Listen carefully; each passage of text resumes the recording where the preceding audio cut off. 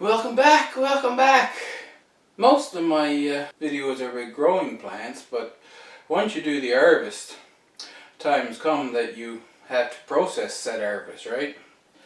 All my fruit I take during the, well, not all of it, but a lot of it, when it comes in as a big bunch, I take it and I put it in the deep freeze, intending to process it over the winter.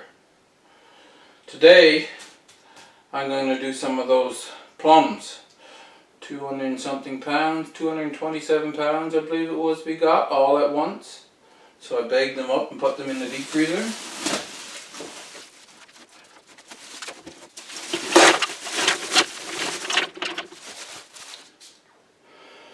The pot is over full, but as soon as that starts to cook, I hope I don't have too many of them in there, but when it's all said and done, they'll be filtered out anyway. I have to put this right down on low, because when these start to cook, the skin of the plums, they stick onto the bottom really easy, and of course when something sticks on, then it starts to burn. So I put the cover on like that. Oh, this time the cover goes all the way down. I've already processed some and the cover was held up like this, so this is not quite as much as I had before. Anyway, as I was saying, I put it down on low and I'll come back every once in a while and stir it up until the plums are hot and I can puree them. They've been sitting there for now 20 minutes, I guess. So I'm going to stir it up. You see the ones on the bottom? They're starting to get soft.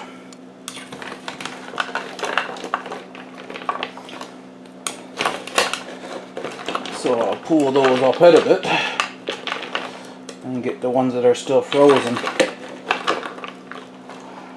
down lower. Just starting to thaw now though.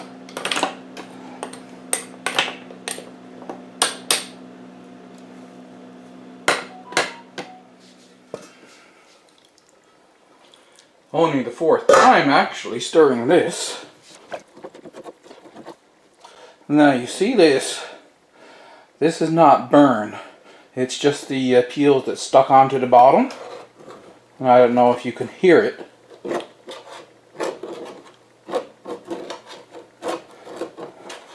How it's scraping over those peels.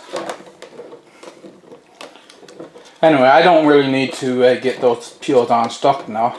What we're going to do, because see, they're all gone soft.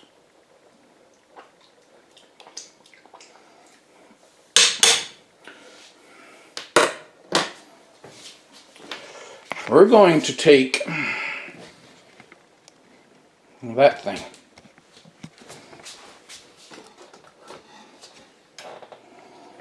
The immersion blender. And I'll start near the top, and as I chop up all these plums, the pits can sink down in between so that I'm not hitting the pits until I get near the bottom.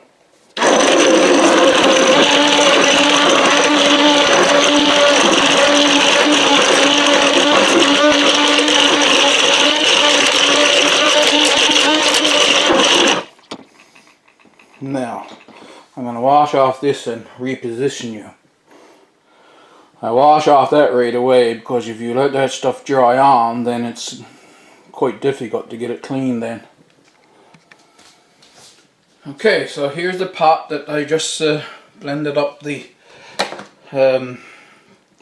plums, so all the pulp is separated from the skins and pits. And I'm going to use this colander.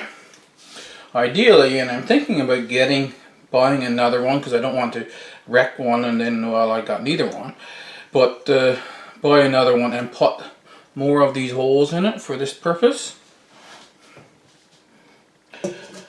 But those holes are big enough that the pulp can go down through. So I just take a ladle, and once again I'm going to start at the top because it's easier to get this pulp out without the pits being in there. So start from the top and skim it down. And I can keep dipping this out now until that colander gets pretty much full. And then I'll start to work it down through the holes.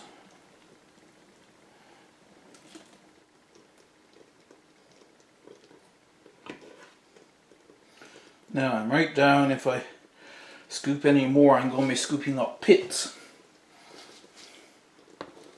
So I want to give this a little stir.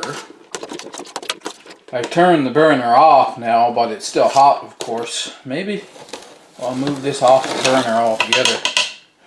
I can't put the other one on there, but I'm going to move you over.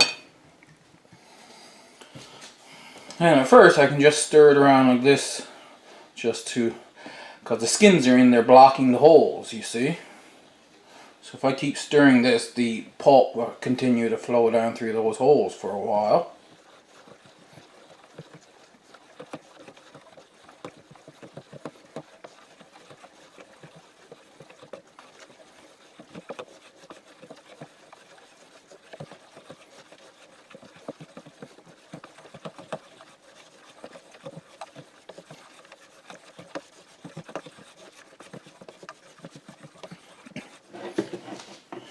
The reason I want to put it up on top of that jug like that is because the pulp gets up to the top of the bottom of the colander, and then it really makes a big mess on the colander below, and it's more for me to clean off.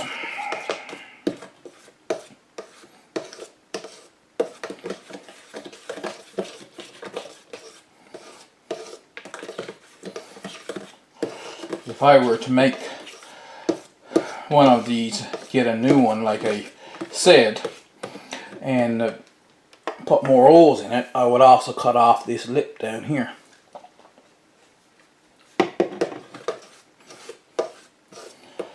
And then I just have a sieve.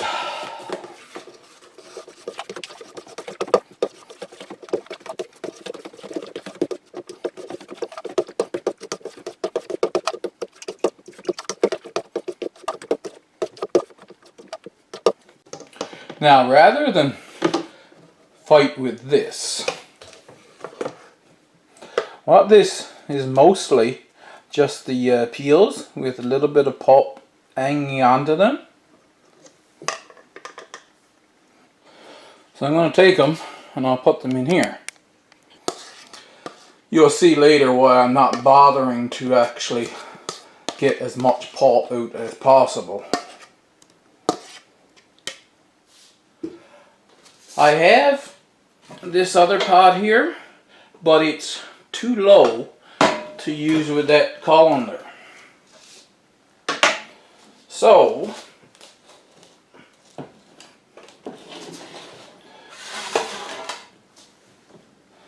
I'm going to pour this out there.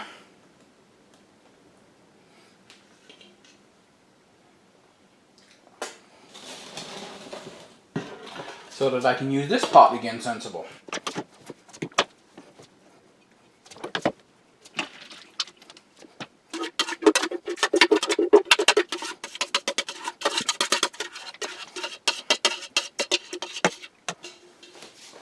You see, it looks like there's stuff burnt on, but that's just the skins that stuck onto the bottom. I'm going to do 2 more batches, but I'll scrape that stuff off the bottom of the pot before I start another batch.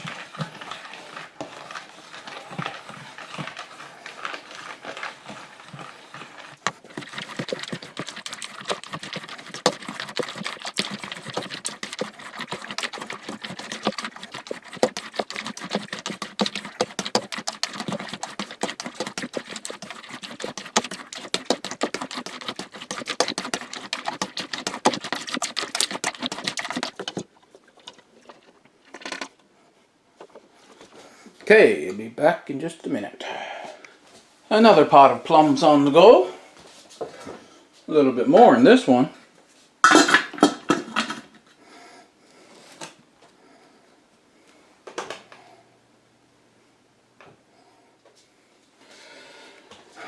Now the other bag's done 9 bottles, so that's what I have here, 9 bottles.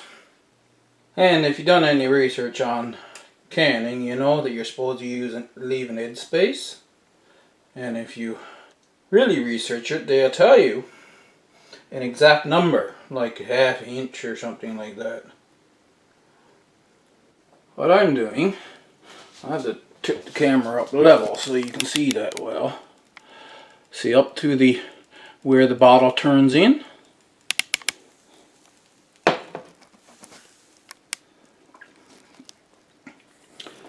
And there's a reason for that, and I'll tell you later in the video.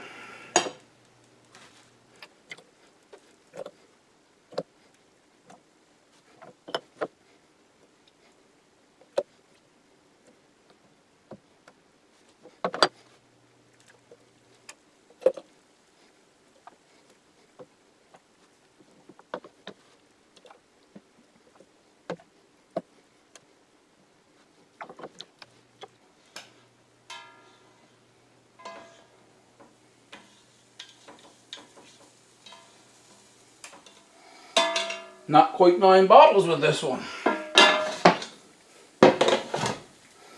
Oh well.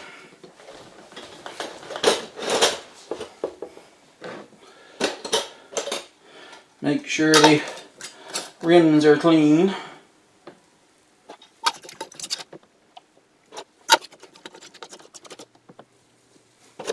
Not so bad with something like this, but if you get chunky food and you got something on the rim, it can cause your bottle to not seal. So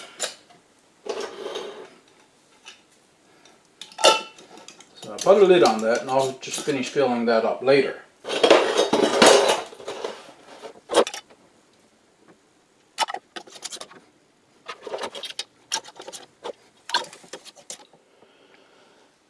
Now I have 3 batches done and put into bottles. How many did I add? There's 5 across. There's 28 bottles. I have to water bath can now. Before I start the water bath canning,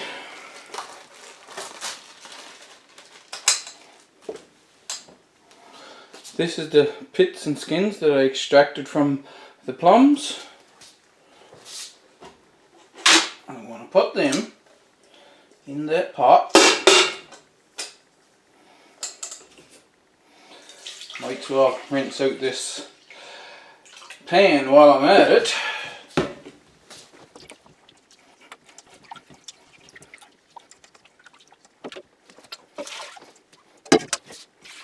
So I put 2 liters of water in with that. I can turn the burner up on medium. Put a cover on it and let that sit for a while. Now I do my water bath canning in this stock pot. In the beginning I didn't have a tray for the bottom, and when it gets to the boiling point, the jars, they would jiggle around, knock together, bounce on the bottom. The last time I did it, this is a cake cooler, one of those cooling racks you put on the table when you take your cake out of the oven. And I bent down the sides so that it fits in there. It's fairly high off the bottom, but that's okay. And when the jars sit on that now, because that has a little bit of give, I can bring this to a rolling boil, and the jars, they'll just sit there nice and steady, and they won't be knocking together or banging on the bottom.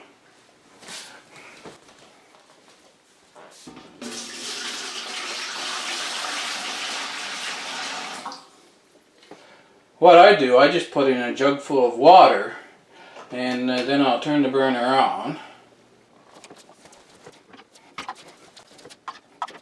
I can fit 8 of the squarish bottles in there. And now I'll put in enough water to bring the water level up to about 1 inch above the bottles here. I just remembered, before I go any further, I was going to tell you why we leave this gap here. So remember, I've got this gap here now, and I'll show you something else in a little bit.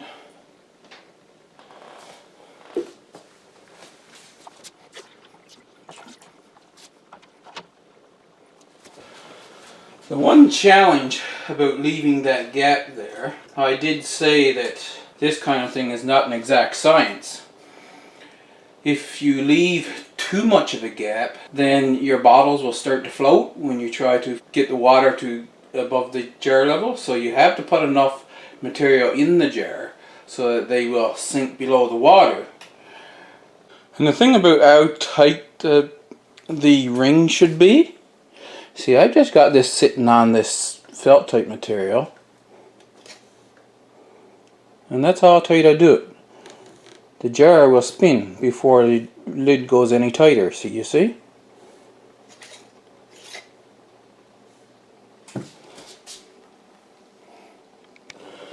Back to our pot here. The water's getting warm now, so I'm going to stir this around.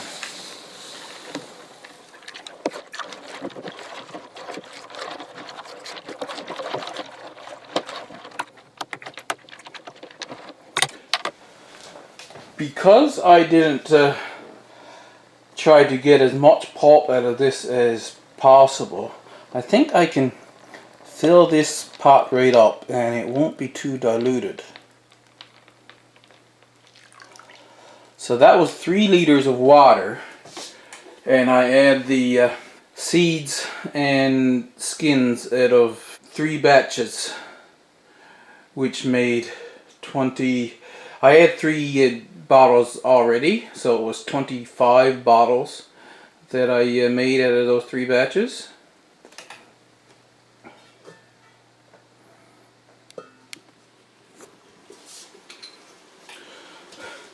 I don't know how long this has been boiling because I had a phone call, and I was on there for a while.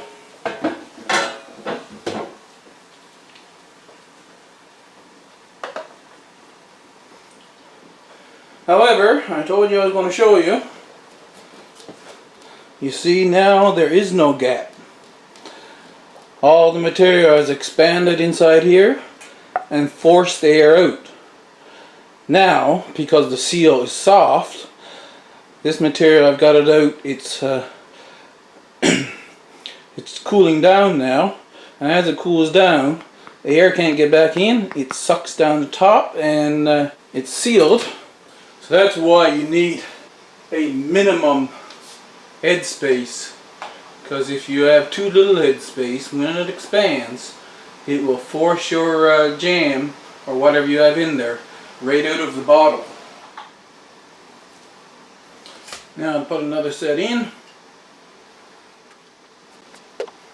That can result in, well, it would result in wasted produce, but it can also result in an incomplete seal when it cools down again, because you have material in between the seal and the jar lid.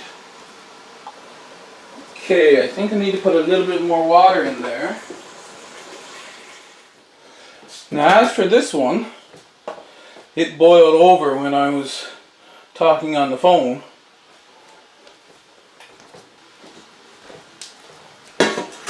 I'll take this taller pot, and I'm using this regular screen thing.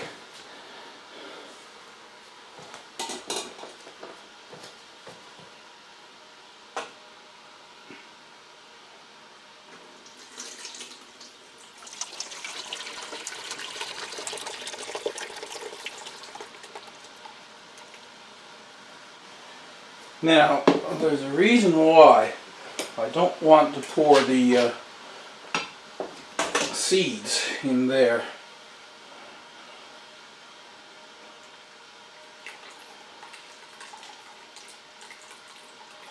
Oh, I know what I can do.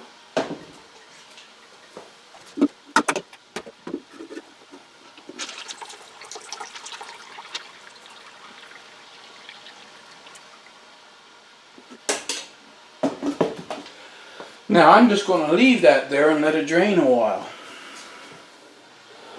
Only thing in there now is liquid and the skins.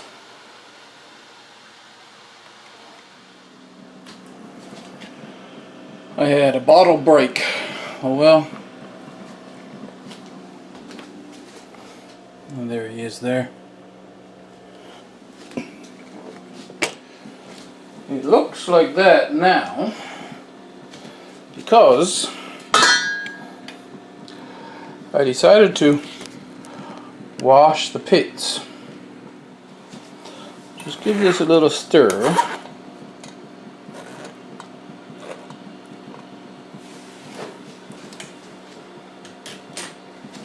How much is it dripping? Not much. I'm going to take it off of there now. I'm going to put this back in the bowl because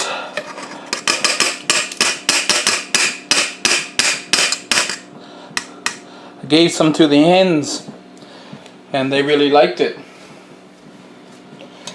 Now this is what I have, a really nice plum juice. With this I have to add some sugar. If you had sweet plums you probably wouldn't have to add sugar. But I add a bit of sugar and this is so tasty. So this is some I've put in before. Made last batch. So you can see there's pulp in it. And it's kind of settled down. This is just clear plum juice up top. Now if I wanted to, I could put it in that little cider press I made. And I'd be able to clean out all of this pulp. If you want to see how that cider press was made, I do have a new can that I could make another one. You'll have to leave that in the comments and I could build another cider press and record it. But yeah, this here though is fine for me, so I leave it as is. That's just running through the sieve like you've seen in the pot just then. And I put it in a jug like this and put it in the fridge. When I want some, I fill up a glass and put a bit of sugar in it and delicious plum juice. Now, speaking of washing the pits, this is some that I had drying already. I mean, I'm going to have a lot of pits, see? Enough to save and decide and think about, I should say, what I'm going to do with them. I have in my head an artwork thing I can do with it. There's something else though that I'm trying to figure out. And that is, can I make my own cooking oil? This is a pit, not a seed. I use vice grips to do this kind of thing because you can set it so that it just barely cracks the shell, right? And you don't destroy the seed inside.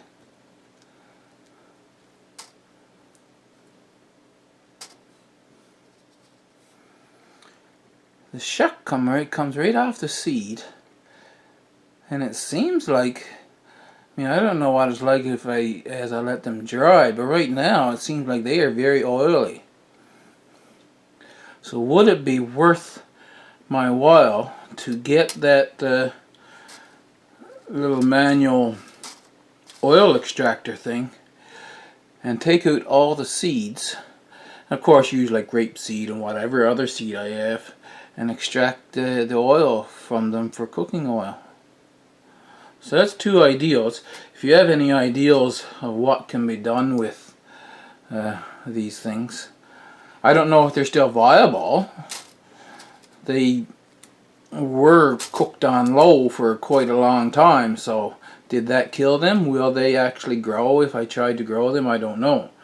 But if you have any ideas on what can be done with these pits, yeah, leave that in the comments too.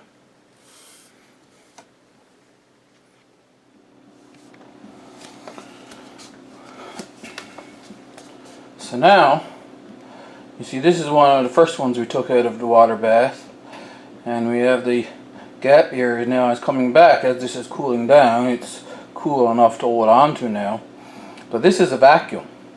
No air went back in, so you have a vacuum of space here now that if there's any bacteria down here, it will be very difficult for them to use up any oxygen that may be inside this bottle now, and thus they can't grow. So there, what do you think? I can cheers you with some plum juice. Hope you enjoyed it. Once you pick the plums, you gotta process them. Hit the like button, hit the subscribe, and I'll see you in the next video.